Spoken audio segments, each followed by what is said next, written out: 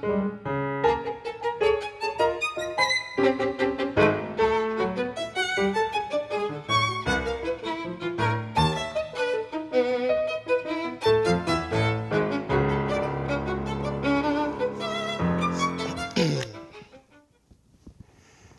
evening.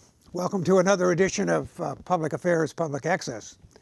I'm your guest host, David Hutzelman, and I'm here to talk about some things that are pertinent to the City of Houston's future.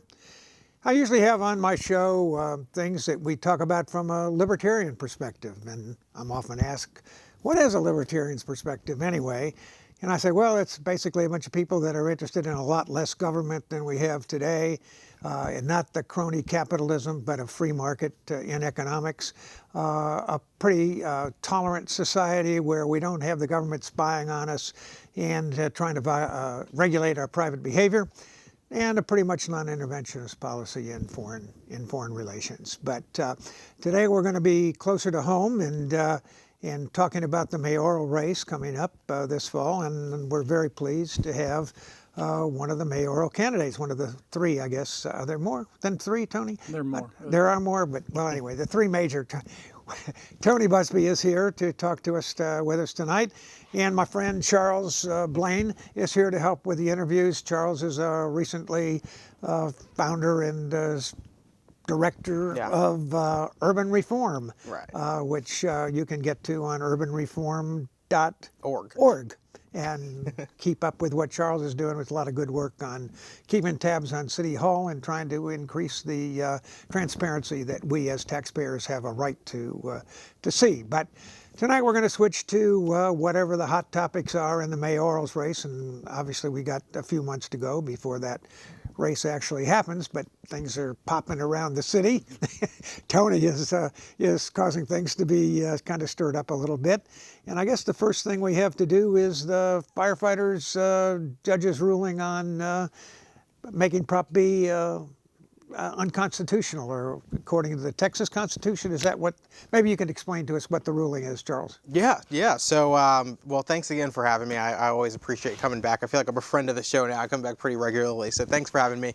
But yeah, so we've kind of had this long, drawn-out firefighter fight for probably a year and a half, if not more now, arguing over pay parity with the police and trying to, convince the administration to implement it. Then the, HPOU sued, after the vote, arguing that it was unconstitutional and it violated collective bargaining. And there's kind of been all this back and forth. So recently, well, yesterday, during City Council, City Attorney Ron Lewis got up. He usually sits at his seat there during the entire council meeting. Got up, brings his phone over to Turner, and Turner then begins to read the ruling from the phone that says that the Judge Garrison, has ruled that Prop B is unconstitutional and violates Texas local government code. So it, kind of stunned people. I think it was the first time for me watching City Council that Mayor Turner actually interrupted City Council to, read a proclamation or read something like that. So it's really interesting. But yeah, the judge has ruled it unconstitutional. Immediately, the firefighters said they were going to appeal. They filed a notice of appeal last night or yesterday afternoon, if I'm not mistaken.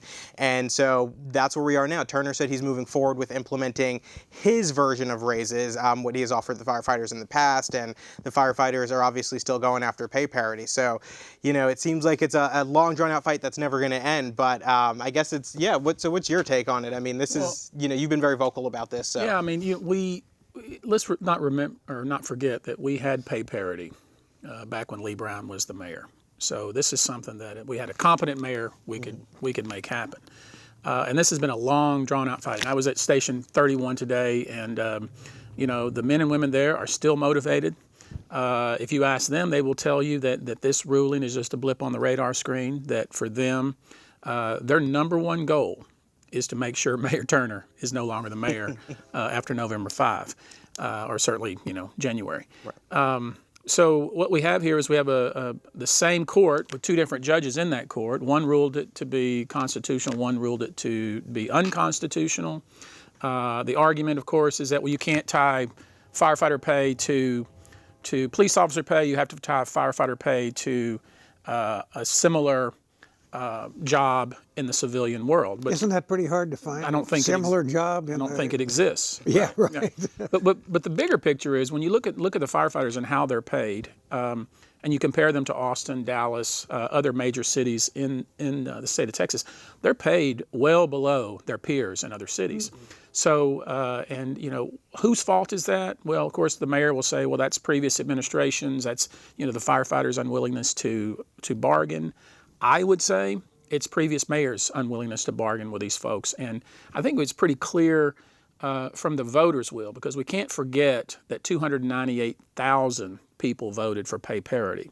So if I were the mayor, lay aside the legal maneuvers, using his former law firm to find, this to be so-called unconstitutional. That will ultimately play itself out over the next 18 months, and I have no doubt it will go to the Texas Supreme Court, and we'll know one way or the other whether that particular charter amendment was in fact constitutional. But let's not forget, 298,000 people voted to give these firefighters a raise, and if you're the mayor, and that's almost 200,000 more people than voted for him, he better give these firefighters the raise. I mean, we need to make sure that our firefighters have good morale. We need to make sure they have the right equipment. You were talking about a little bit about libertarian points of view. I think we all can agree, whether you're a Democrat, Republican, Libertarian, Green, whatever you claim you are nothing like me, that the core services are what we should be focused on, and that is police and fire. And of course, within our fire is our EMS, because that's where we should focus. So for this whole idea of implementation back before Prop B was declared unconstitutional, of laying off firefighters, that was in vendetta by this mayor. And I'm sure he's feeling pretty good about himself now. His unwillingness to negotiate and getting a judge to declare this unconstitutional. But I bet you, and I would venture to guess that he may have won this small battle, but I think this will seal his fate, because I could see in the eyes of those men and women at the fire station. They brought over 3 other fire stations to meet with me, and we talked about these very things we're talking about, and they are resolved. Mm-hmm. They're going to do whatever it takes to make sure that Sylvester Turner is not the mayor come January. Well, I found a couple things really interesting about this. The first being that I think it really shows elections matter, right? So like you said, the previous judge who was ousted in the November elections and then replaced by the current judge in January when she was sworn into office ruled that it was constitutional. So now, we had a complete sweep of the judiciary, and now it's a complete reversal. So I think that's the first thing, is that elections matter, and I think that can, apply to so many different areas. But another thing is, you also mentioned how they are underpaid when compared to,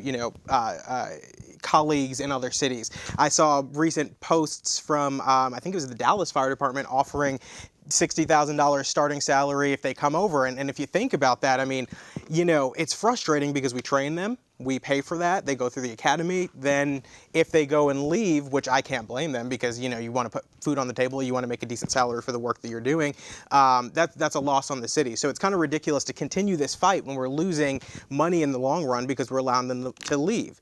And I think the other thing that's really interesting about this is the city is really hinging on this unconstitutional thing, whereas they've been, in numerous instances, things that the city has done has been ruled unconstitutional, ballot propositions and things like that. I mean, even the rain tax in recent history, and they continued to collect it after it was ruled unconstitutional. So to argue that now, because it's ruled unconstitutional, we need to change what we're doing or what we were going to implement, it's kind of frustrating because they don't do it when it benefits their side. So. Yeah, we could go back in some ancient history to a Prop B that wasn't this Prop B, but the Prop B from 10 years ago, Yeah. Right. which Turner is still living under and is still active in the court system to put a revenue cap on the city of Houston.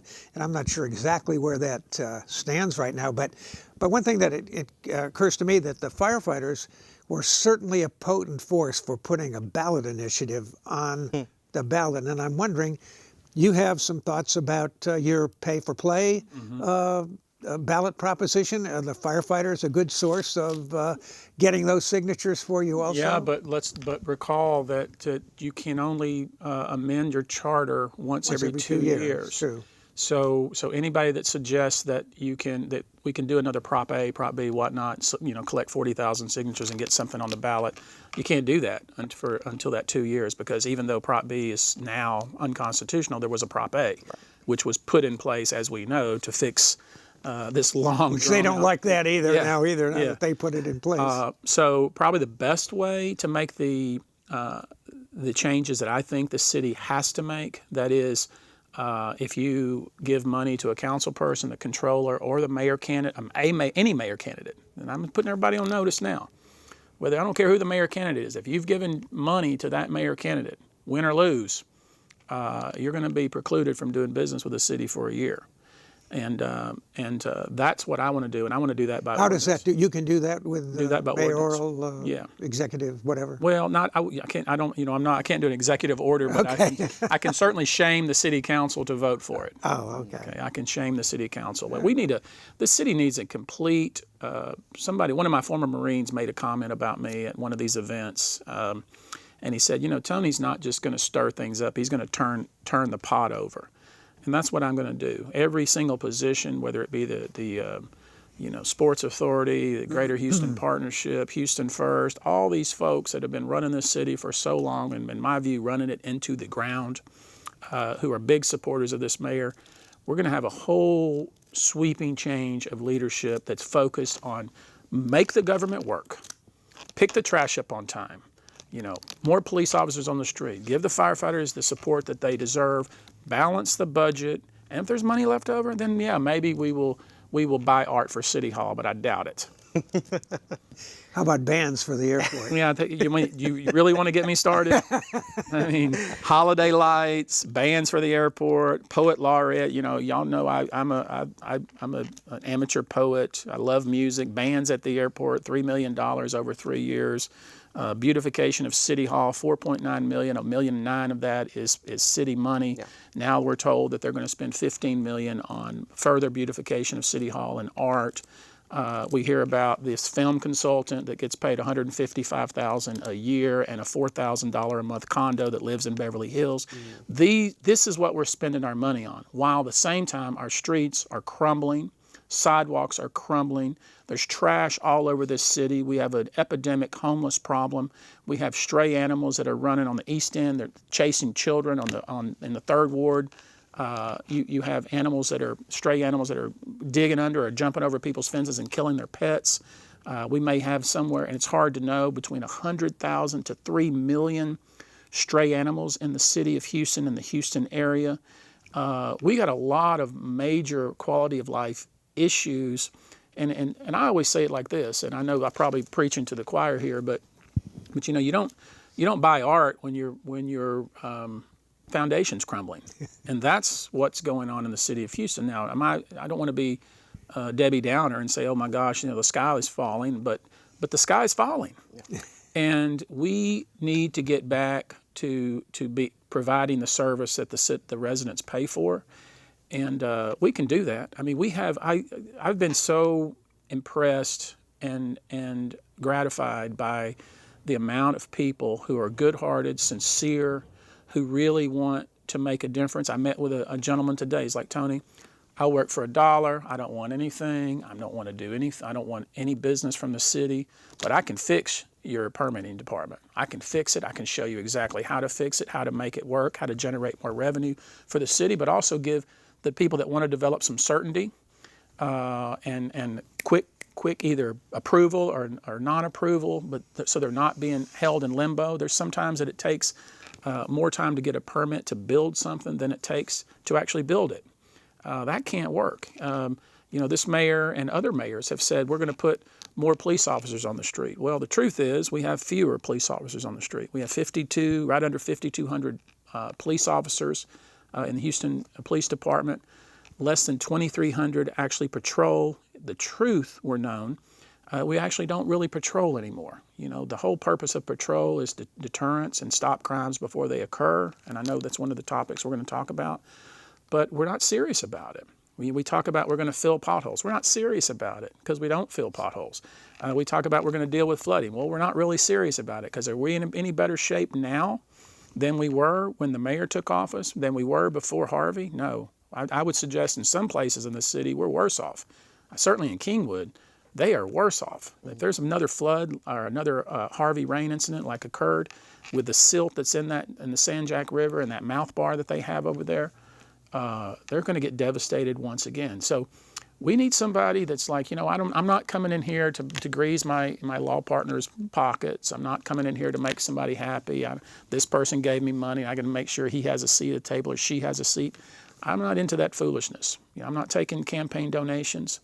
I'm not out actively seeking endorsements. My team has kept pressing me like, Tony, you need to fill out these informational things and you need to go meet them. I'm doing that, but I'm checking the box that says I'm not seeking your endorsement. But I'll certainly sit with you, hear your concerns, so I can be a better mayor. Yeah. And whether it be 3rd Ward, 5th Ward, whether it be Uptown, Upper Kirby, East End, I want to hear everything about what people's concerns are, because that's going to make me a better mayor. Yeah. You touched on the permitting center, which I think is really interesting, and it's kind of often glossed over. I don't think people spend a lot of time talking about permitting, but it is a huge issue. I mean, when you have a city that bottles up permits and people can't get permits, you end up, delaying development, supply never meets demand, housing costs go up, rent goes up, all these different things happen, and it seriously, significantly impacts a lot of people, especially lower income people, the same people who our mayor always talks about, affordability and increasing housing stock and things. So it's kind of, complete opposite to what we actually see.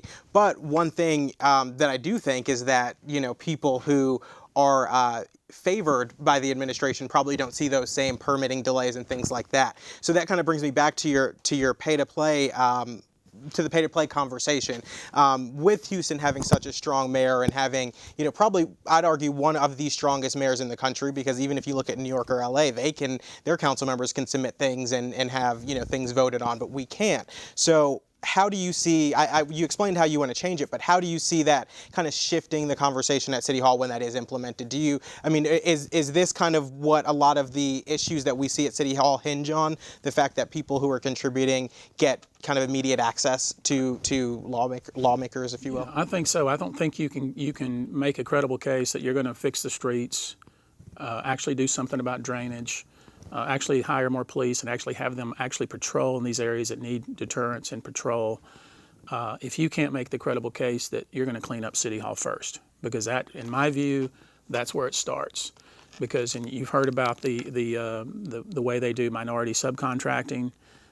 It's a farce. It's the same people over and over. And you filed a lawsuit about the NWB contract. So you talk a little bit about that? Yeah. I mean, what we found out was I was just meeting with a group of folks that are trying to bring in Heisman Trophy winners. They want to do a Heisman Trophy weekend. They want to bring in and try to get other local former football players involved, like Vince Young and Johnny Manziel. And they wanted to have a situation where the Heisman Trophy winner can talk about his life and how he became successful in a father-son lunch. It was a really good thing. And I was like, man, I'll try to help you raise some money to support that. Completely non-campaign related. Mm-hmm. But one of the individuals that was in that meeting said, Tony, I want to ask you something kind of separately, unrelated to this. He said, I'm a city contractor, or at least a certified minority business owner. My wife, she's actually 51% owner, so it's a woman-owned business and a minority-owned business. And he said, I got certified in 2013. I've never gotten a city contract. And I got an email that said I may qualify for one of these contracts. And I was trying to put together some information to make a bid. And lo and behold, when I got on the city's website, I had already gotten a bid. And I was like, well, I had to explain. He said, I had gotten parts of two contracts, two $66 million contracts. One, I got $4 million, and the other one, I got $1.6 million, so more than $5 million. I said, are those big contracts for you? He says, man, those are life-changing contracts for me. I said, so what's the problem? He said, I didn't submit for these. I didn't know anything about these. I don't know who the prime contractor is. I don't know what the scope of work is. I have no agreement with the prime contractor.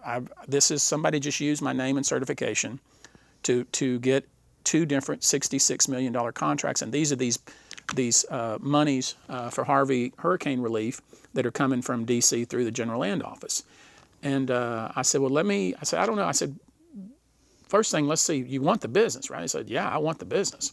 So I called the CEOs of both of these companies. I said, I'm just calling, as a friend, but how is it that this man and his wife in this business got these contracts? They're listed. Clearly, you put them in the package that you submitted to the city under penalty of perjury. How is it they got these contracts? Oh, we just put people, here's what he told me. We just put people's names in there. And then later, once the contract is funded, then we decide who we're actually going to use. And I was like, pal, I don't really think that's how it works. So then we did a little research, and what we found that every sub that's listed that we were able to contact, not one knew that they supposedly had a subcontract with these prime contractors. That's how the city is working now. That's why we filed a lawsuit. And my point to this man and his wife was, well, maybe let's not blow this up. Let's see if you can get the business, because ultimately you want the business. Right. He said, Tony, I don't trust these. I don't have a contract with these guys. I don't trust these people. And so what we're doing now is trying to do a thorough analysis to look back at other contracts to see how many times subs have been used without their knowledge to get these big city contracts. And remember, we're talking about $1.18 billion worth of federal monies that we're finally going to receive. Remember, there's not been any rebuild so far from Harvey that we're finally going to receive, and this is how the city operates. This city is broken. The way that it operates just doesn't work. Okay. Well, that certainly is a ringing indictment of what's going on in City Hall. Crazy. Yeah, my worst fears come to live. Changing subjects a little bit. I know there's a big expenditure coming up on the census issues. Yeah, we're spending a bunch of money to try to get more federal made to funnel through the mayor's office, I guess, to people that don't even know they're on the list to get it. I'm wondering what can we turn up about this central? I understand there's like 600 million, what was that? 650,000 that they were. That's the first start, and then there's 900,000 later on. That's a $1.5 million. Well, and it's interesting because with that, they make a good argument in the sense that if for every additional person that they count in the census, they say they bring in about $1,500. So if I forgot what the specific number of additional counts that they get would kind of pay for itself. That's if they get those counts. But yeah, I think within that there are a number of interesting directions to go. But one of the issues that Councilmember Mike Knox brought up was that some of the subcontractors within that were not really designed for just kind of generic outreach. These were kind of activists who had an agenda that they wanted to pursue. I mean, they have been involved with, I guess, left-leaning, movements before, and it seemed as though this is what they were trying to do, is use, public funds to kind of, I don't want to say, pursue activism, but try to kind of push a narrative that they wanted to see. So, Councilmember Mike Knox and a few others kind of really blew that up and talked about it a bit. But it is really interesting because, the mayor kept arguing that Councilmember Mike Knox said that if we vote for phase one, we're likely going to vote for phase two. Why would you spend $650,000 and then not complete the project? And the first half of it was specifically supposed to be used for kind of preparation for the outreach. So what the mayor's argument was that this is just the first agenda item and you'll have a chance to revisit it later. But I mean, it seems kind of nonsensical because I think, Knox was right. It's if you're voting on the first one, you're going to vote on the second one. Otherwise, you're just spending $650,000 for no reason. But I do think it draws a bigger problem there. It's a lot like, it goes back to the subcontractor issue. A lot of these subcontractors either are unverified, they don't know they're on there. Some of them are, kind of directly activist driven who may be associated with the mayor or other groups. What is their presumed job description for these people that are going to get? The job description was to, I believe it was very vague, but it said something along the lines of, ensure that hard-to-count populations were counted in the census. Oh. So we're talking about people who don't want to be counted traditionally because of one reason or another. They don't want to interact with federal government. They don't want to respond to census counts, whatever the case may be. And then the mayor's argument, I remember him saying, he's like, well, this can't be politically driven because we're going to be counting everyone, including babies, and babies don't have a political affiliation. So it's like kind of ridiculous, but I do think it's a bigger point. I mean, it kind of goes back to this subcontractor problem that we have where there seems to be a little oversight and there seems to be a lot of corruption, if you will, within that process, and no one until now has been calling it out. There's no oversight. I mean, that's the problem. There's literally none. And even when the mayor was asked at one of the press conferences about the lawsuit and about how is it that a minority subcontractor could be included in a Prime's contract submission and not know it and not have a letter of intent or a subcontract in place, his response was, well, the money hasn't actually been paid yet, so no fraud could have occurred yet. Yeah. Yeah. Okay. So, and let's talk about the Reassuring. census. You know, I believe, and I may be wrong, that once the census is completed, and I used to be an enumerator myself when I was in college. What's an enumerator? Somebody that goes house to house and and counts. Yeah, and sometimes people pull weapons on you. What are you doing here? I'm from the federal government. I'm here to Here help. to help you. Yes. But yeah, I worked on the census, and but I believe that Houston, we will find ourselves as the third largest city in the country. I believe that. I hope so, because I think Who are we passing? Chicago? Chicago, yeah. As long as everyone's counted. So I think we start with the proposition that we want everybody to be counted. Now, that's a completely separate matter from the way the city does contracts and subcontracts.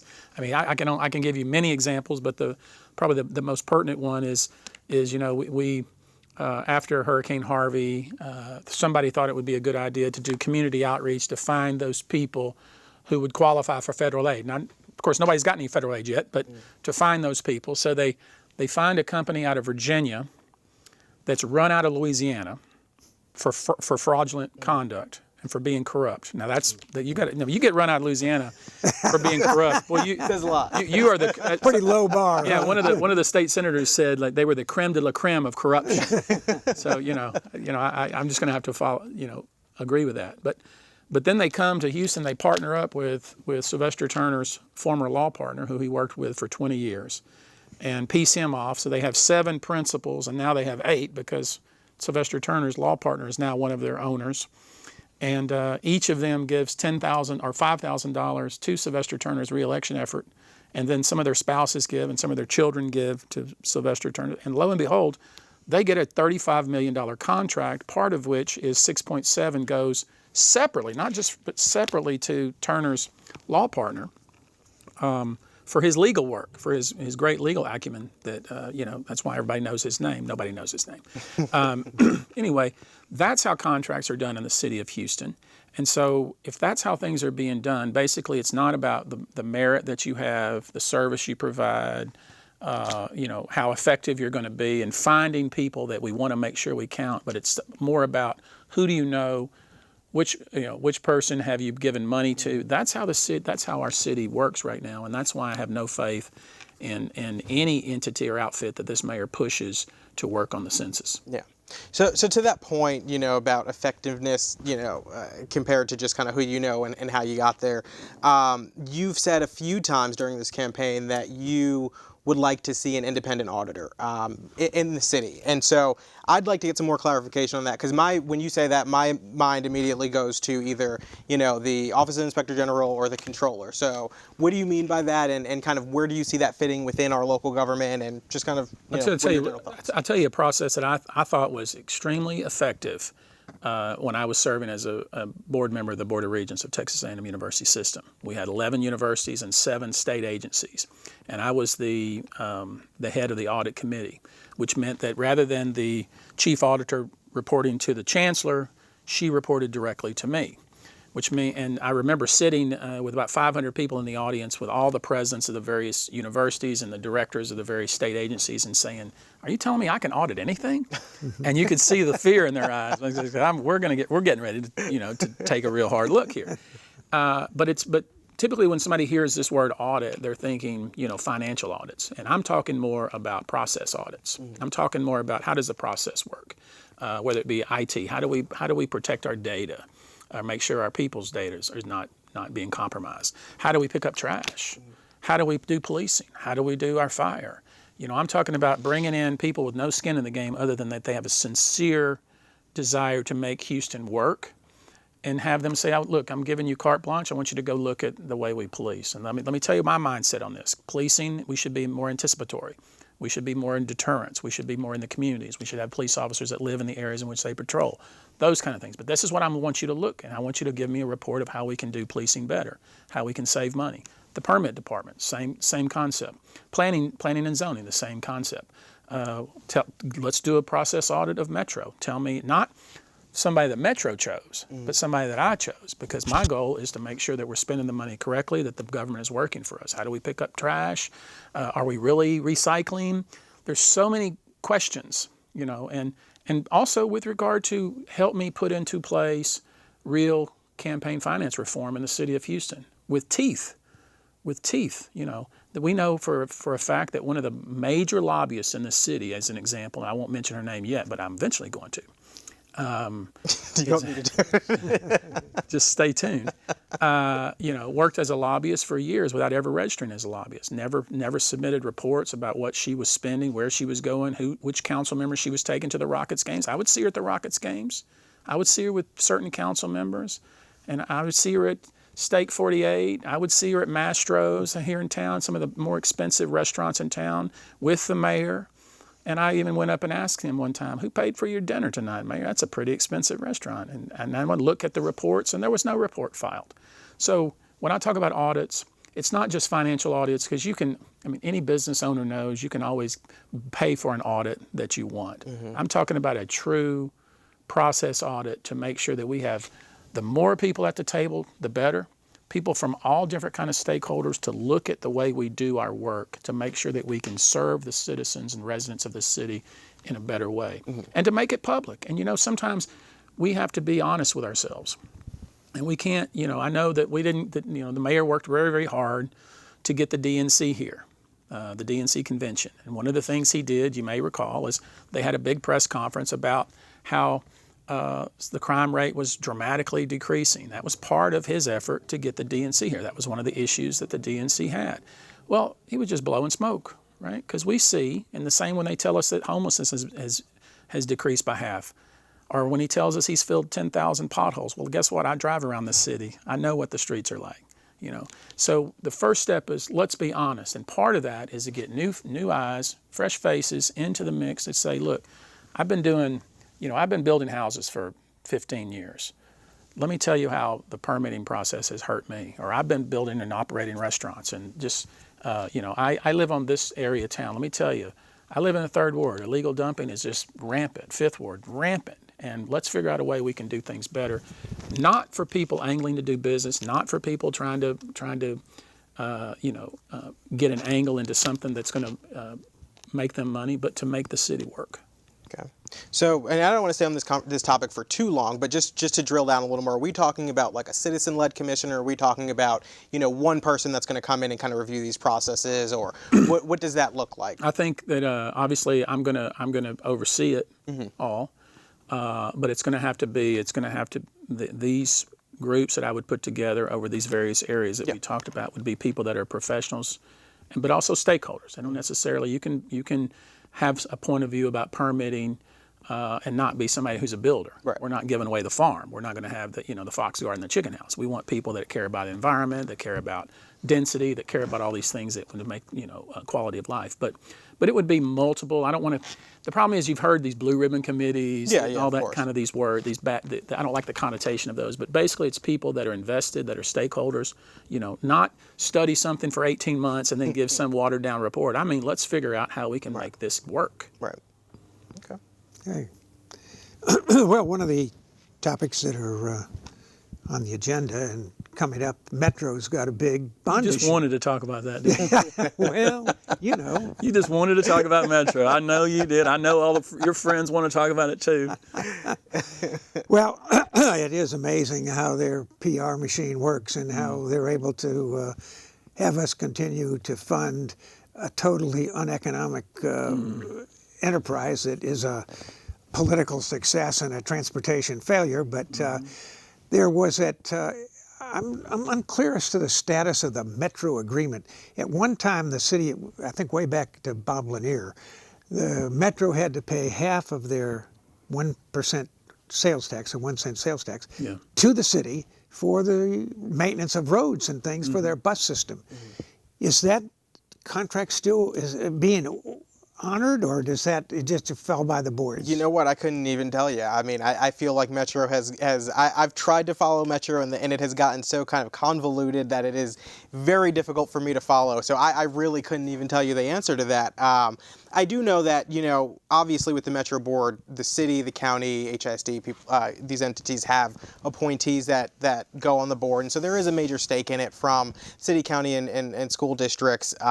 So there is kind of there is a concern, with the upcoming bond and everything about what these different entities feel should be done, and as opposed to what the community feels should be done. And I think I'm in agreement with you about not necessarily, I think we talked about this offline, but about the new Metro rail lines and what that means for the city and the cost of it and things like that. And so I would like to see, we haven't seen so much this administration take a major position on Metro. I'd like to see more of that. But I do think there is an argument there to be made that it kind of should be left alone in a sense, because they do have their own board that governs it. And it's kind of like the same thing with the mayor who tried to interject himself into the HISD mess. The board of all political appointees. Right. It is. So it's an interesting. The accountability is kind of weak there. Oh, certainly, yeah, without a doubt. Without a doubt.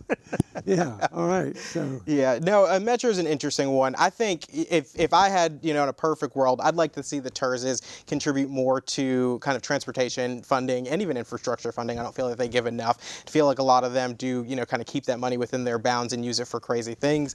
We can start talking about the Post Oak bus lane, but I don't really want to go down that. I think we talked about that on this show before. But I do think there should be a lot of reform within that area. I think it's kind of run amok a little bit. Okay.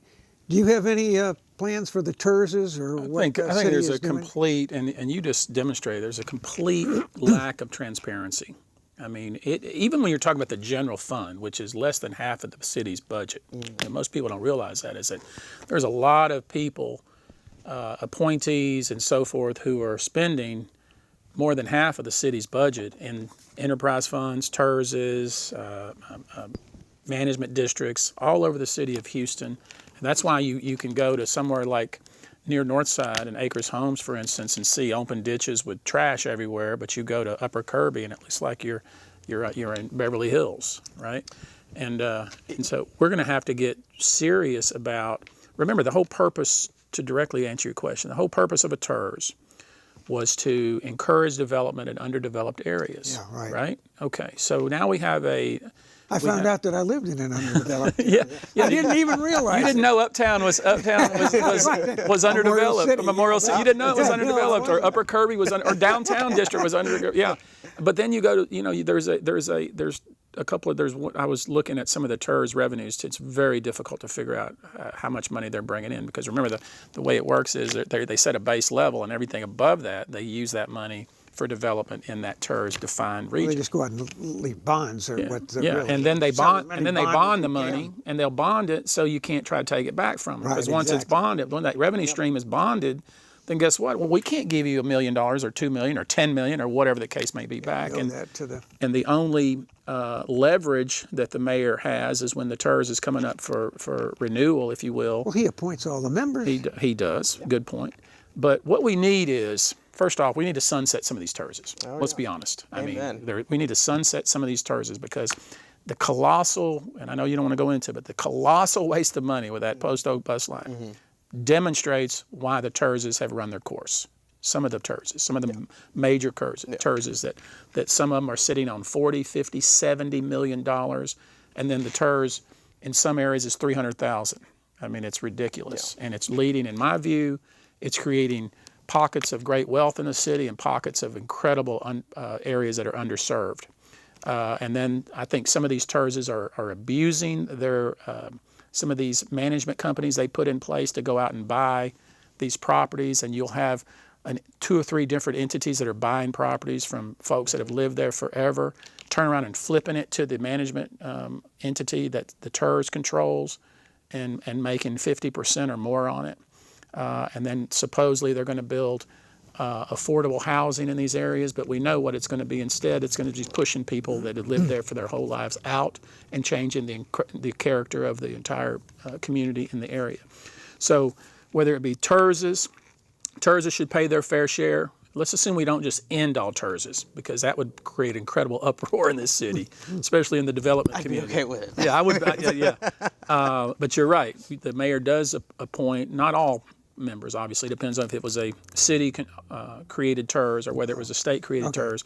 But the mayor does have the appointee ability. The mayor has the ability to not give them renewals, because a lot of these people that want to bond some of these revenue streams, it's like, well, we can't do that because the TERS comes up for renewal, and so the mayor needs to give us an extension. So he has that ability to work with them in that regard.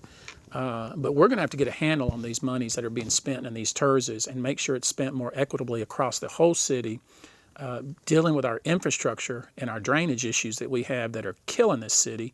And ultimately, despite, and I heard what you said about the mayor stepping into the HISD, but I believe there are a lot of things a mayor of the city of Houston can do to help HISD. Because if the school district fails, city of Houston fails, Harris County fails, and we can't allow it to happen. And then finally, the only final point I would say is that we also have enterprise funds, as you know, and these dedicated funds. And these funds are supposed to be self-supporting, self-sustaining. But when you have a fund that How many of those are there right now, Charles? I know the airport. it's hard. has one. There's dedicated funds and there's enterprise funds, but the biggest ones, of course, is the aviation. The aviation, right. That's the one that has, I think their budget's 400 and something million. But this is the fund that spent $85 million on a building that was built for the program manager. So, nowadays in big time construction, I built, a lot of things, but I never needed a program manager. I would just deal with an architect. But now we have architects, engineers, and then you have a program manager, and then the program manager reports to the city. It's just multiple layers of people getting paid, basically. It's like the Metro scam works. Exactly. You want to keep coming back to that Metro thing. But we spent $85 million on a program manager office, and actually what we learned was only $11 million was actually spent on bricks and mortar. And they had wasted $73 million on a plan that even the controller says was flawed from the first instance. And when you have that kind of waste, there needs to be stronger oversight of the way we think about it. We could have lay aside the Prop B and its supposed unconstitutionality. That would have paid for Prop B, $73 million. How many streets could we have fixed? How many drainage projects could we have done? How many police could we have hired and put on the street? There's a lot. I mean, we could have bought a lot of art for City Hall, I guess, if our priorities were wrong. Maybe you have some art to sell. No, not as much as I used to have. I do want to circle back to HISD. It wasn't on my list, but now that you mention it, I kind of want some more information on that, because that has been an issue that's bothered me significantly. I followed HISD for a number of years, and then recently, to provide a little bit of background, the mayor attempted to first, when he came into office, he created a Department of Education, hired an education czar to, kind of facilitate education programs and increase coordination with the districts in the area. And then he tried to, create a nonprofit corporation to then take over some of the school campuses to help get them out of improvement required rating so that the district wouldn't be taken over by the state.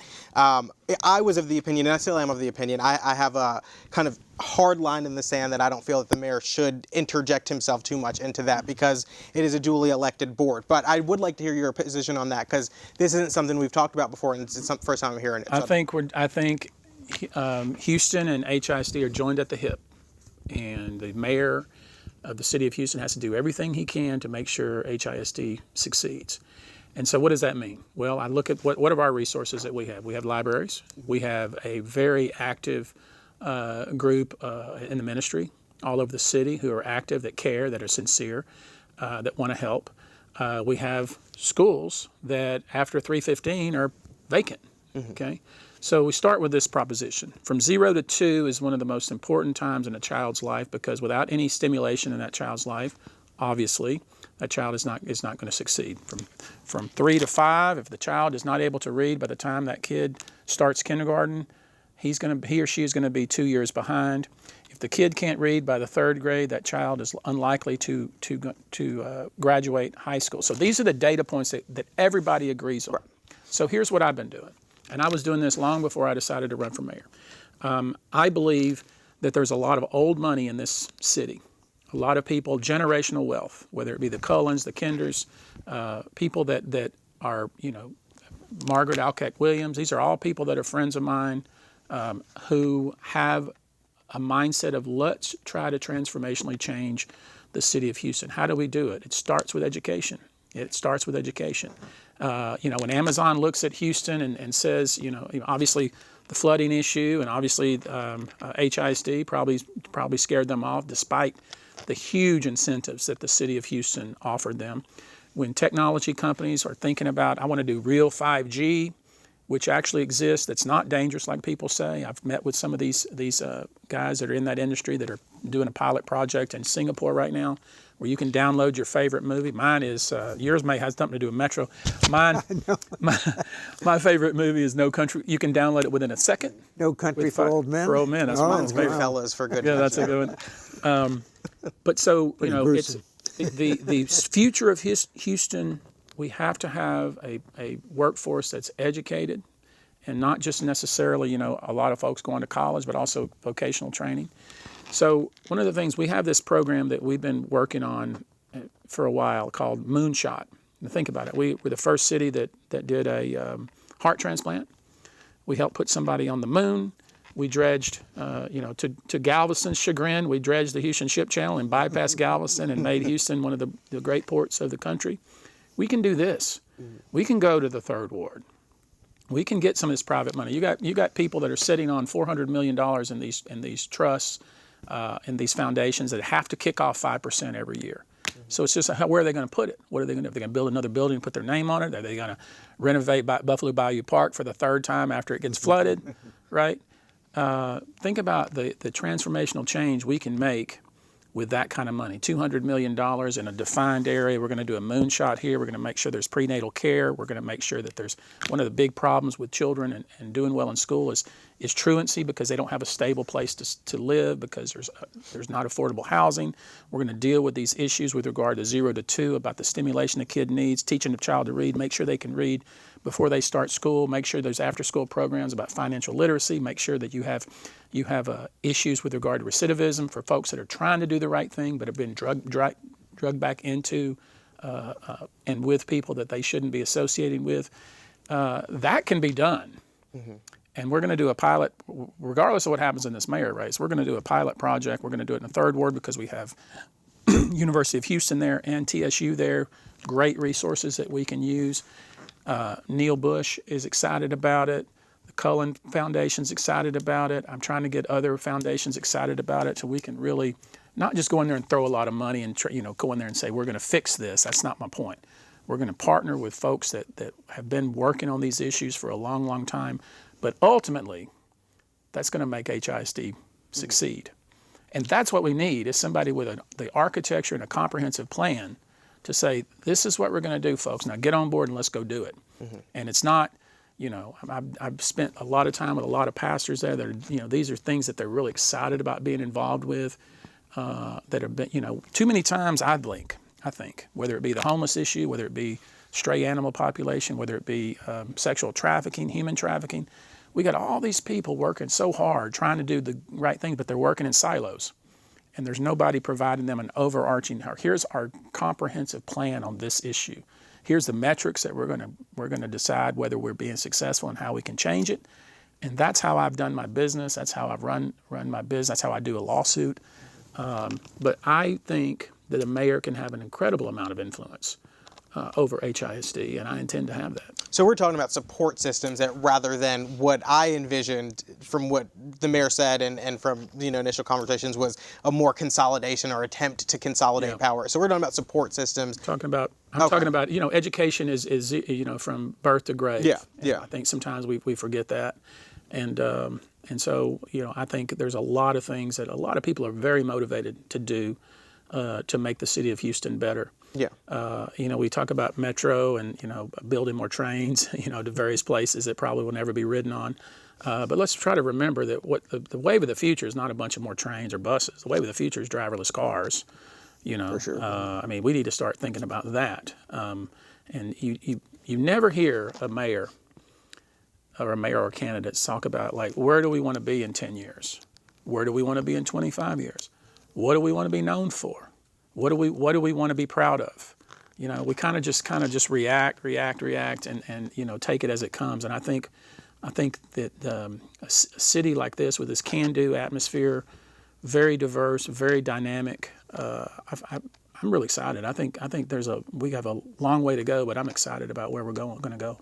Yeah, well, what I will say is that I specifically on the recidivism aspect, I think that's a huge thing. I do a lot of work with guys who are still incarcerated and on their way out and kind of are, building business plans and doing things like that. And I think that the city can offer a space there for people like that. I mean, I know there are different things like the new Texas RX Labs makerspace that are offering things like that for them. But I think that, that could be a great opportunity for people like that who want to take advantage of those opportunities that the city offers, and they might not know about them or might not be educated about them. So I do think that is incredibly important.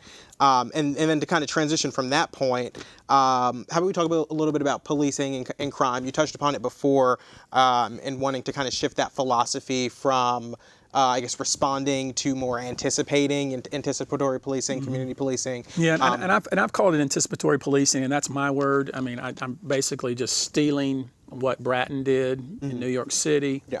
I just saw an article that the individual who actually wrote the original broken window policing policy just died, but it transformationally changed the way policing is done. And basically, what it is using data and sharing data, real-time data, to anticipate crimes, where they're going to occur, and stop them before they occur. And it sounds pretty simple, but when you're talking about boots on the ground, how it works, it requires, a lot of times police departments, they can't even talk to each other. They can't, or different police organizations can't talk to each other. They have to, you would think they would just be able to talk to each other via cell phone or something, because, I could text you or call you, and well, did you give me your number? But there's a book, a very well-known book called CompStat, and basically it's all about data mining. It's all about real-time data. We have a crime statistics organization within the police department, but most people will, if they're honest with you, will tell you they don't really do any statistics about, or certainly no statistics about how do we prevent crime. It's more about, let's report what we're doing here. Sounds like a Tom Cruise movie I saw a few years ago. Yeah, doesn't it? Yeah. But it's a whole different way of policing that's been proven to work in various cities that dramatically decreases crime, dramatically. Like I'm not talking about 10%, I'm talking about 40%. And it also is a no tolerance on even the smallest crimes, because what data and studies will show you, that people that will commit small crimes are typically the people that will commit larger crimes, And but there's been books written on it. The main book is CompStat. And what we're going to have to do when I'm the mayor is make sure that we have a police chief who buys into it. It's going to be a different way of policing. We're going to have to, of course, it's easy to say we're going to put more police on the streets, but we are. Typically, a police department, 60% of the police officers are on the streets. We're upside down. We only have 40% of ours. So we're going to have to get more people out from behind desks and out of offices and back on the street. Because anybody that's driven down Memorial, as an example, when you go by the police memorial and you see that police car out there, you slow down. Right? That's called deterrence. Right? So when there's a police presence in your community, it does in fact decrease crime. And obviously the follow-on to that is a police presence where the police are actually interacting with the residents, where the residents don't feel threatened by the police officer but feel like he's an asset or she's an asset. But all that, part of it includes, and it's all on my website, but part of it includes encouraging, incentivizing officers to live in the areas in which they patrol, to make sure the officers look like the folks that live in the areas in which they patrol, to make sure they realize that a major part of it's not just to close cases or to make arrests, but is to develop relationships. All of that's part of the CompStat process. And it's been proven, like I say, to make a dramatic change in crime. Okay, we've got a few, just about 3 minutes left. I wonder, should we talk about the budget issues coming up? Is the budget a done deal, Charles, and from your observation of City Hall, and where Where is is it balanced or what? No, not. I don't know when the last time we had a ballot. Depends on how you, And who you ask. They play games with the budget. So where we're at right now is we're kind of right in the middle. Well, actually, we're nearing the end of budget workshop. So got some more next week. May 28th, I believe, is the last day council members have to submit budget amendments. June 5th will be the day that they vote on the budget. So we still have some more to hear from. We have fire to hear from. We heard from police today. I think you ought to tell us, viewers, just a little anecdote about your exchange with the police department today. Yeah. Just for the heck of it. Yeah, so today the police department presented their budget to city council, and interestingly, there's a guy by the name of Doug Smith who has been there every day questioning different aspects of the budget, different departments, and one of the things he asked about was within the police department budget, they talked about their fiscal year 2019 vehicles that they auctioned off. So this is through seizures, this is through tows where no one picked it up and things like that. And so they auctioned off 27,000 vehicles. And when he asked how much revenue came in from that, they said $800,000. So, I mean, when you break it down, it's about $29, 29 and some change per vehicle, which sounds absolutely absurd. So, you know, I kind of tweeted at the police chief with the clip of the video of him acknowledging this. And so he responded, didn't seem too happy with the inquiry, saying that there's all these other things that go into it, and there's state law that governs it, and they have to give cuts here and cuts there.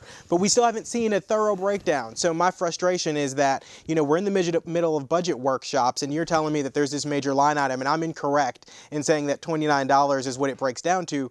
But if we're in the middle of budget workshops, why are you not breaking that down for the public to know? So it is frustrating. And to your point, the budget is not a done deal. I think interestingly, they had a discussion the other day where it came about that they don't necessarily have to pass the budget. They're required to vote on the budget. And the legal department and the finance department and the controller's office were dancing around whether or not they had to pass it. The legal department said they had to pass it. The finance department said they had to vote on it. And then the controller's office said there have been instances where they haven't passed the budget and have operated from kind of a continuing resolution, which is you base your spending on previous year's budgets. So there's a little conversation about that. I don't know that council members are going to, I wish we had a council body that was strong enough to vote it down and make the mayor come back with a more transparent and you know, constrained budget. But I don't see that happening. But yeah, it's not balanced. I think it's, you know, we're about 3.25% over last year. They're spending more.